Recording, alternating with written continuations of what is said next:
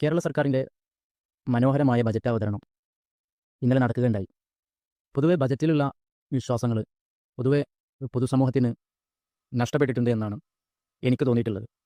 കേന്ദ്ര സംസ്ഥാന ബജറ്റുകൾ വലിയ ബജറ്റുകളൊക്കെ പ്രഖ്യാപിക്കും. പക്ഷേ പ്രഖ്യാപനത്തിൻ്റെ പകുതി പോലും നടപ്പിൽ വരുത്തുന്നത് കാണാറില്ല എന്നുള്ളതാണ് യാഥാർത്ഥ്യം.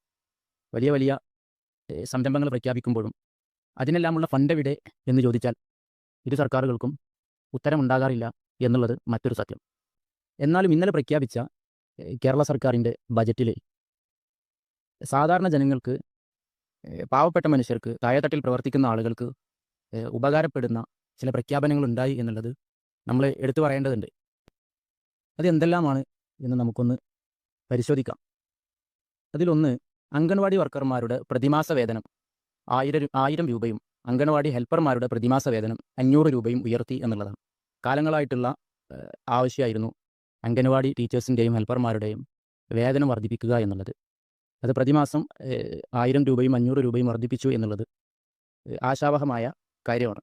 മറ്റൊന്ന്, ആശാ വർക്കർമാരുടെയും പ്രീ പ്രൈമറി അധ്യാപകരുടെയും പ്രതിമാസ വേതനം 1000 രൂപ ഉയർത്തി എന്നുള്ളത്. നമുക്കറിയാം, കഴിഞ്ഞ അല്പം മാസങ്ങൾക്ക് മുമ്പ് ആശാ വർക്കർമാർ വലിയ സമരത്തിലായിരുന്നു. അവരുടെ വേതനം വർദ്ധിപ്പിക്കണമെന്ന് ആവശ്യപ്പെട്ടുകൊണ്ട് അവരുടെ 1000 രൂപ വേതനം വർദ്ധിപ്പിച്ചു, പ്രതിമാസ വേതനം വർദ്ധിപ്പിച്ചു എന്നുള്ളത് ഏറെ പ്രതീക്ഷ നൽകുന്നുണ്ട്.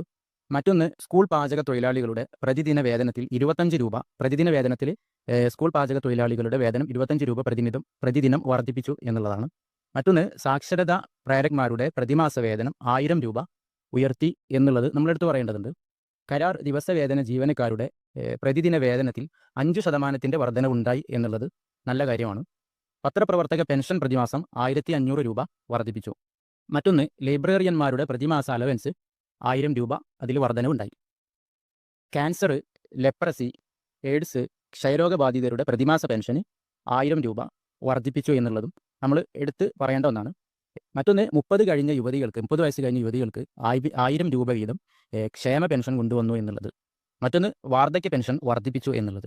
ഇങ്ങനെ സാധാരണ ജനങ്ങൾക്ക്, പാവപ്പെട്ട ആളുകൾക്ക് ഉപകാരം ലഭിക്കുന്ന നല്ല പ്രഖ്യാപനങ്ങൾ ബജറ്റിൽ ഉണ്ടായിട്ടുണ്ട്. അതിന് പുറമെ വലിയ വലിയ കോടികളുടെ ബജറ്റ് വേറെയും പ്രഖ്യാപിച്ചിട്ടുണ്ട്. ഇങ്ങനെ സാധാരണ ജനങ്ങൾക്ക് ഉപകാരം ചെയ്യുന്ന ചില നേട്ടങ്ങൾ, ചില വർധനവുകൾ ബജറ്റിൽ ഉണ്ടായി എന്നുള്ളത് നമ്മൾ എടുത്തു പറയേണ്ടതുണ്ട്. എന്നാലും ഇത് എങ്ങനെ നടപ്പിലാക്കും, ഇതിനുള്ള സാമ്പത്തിക സ്രോതസ് എവിടെയാണ് എന്നെല്ലാം ചോദിച്ചാൽ ഒരുപക്ഷെ സർക്കാരിന് ഉത്തരം ഉണ്ടായിക്കൊള്ളണമെന്നുമില്ല. അത് ഈ ബജറ്റ് എന്നല്ല, കേന്ദ്ര സംസ്ഥാന ബജറ്റുകൾ എക്കാലത്തും അതിൻ്റെ അവസ്ഥ എങ്ങനെയായിരുന്നു.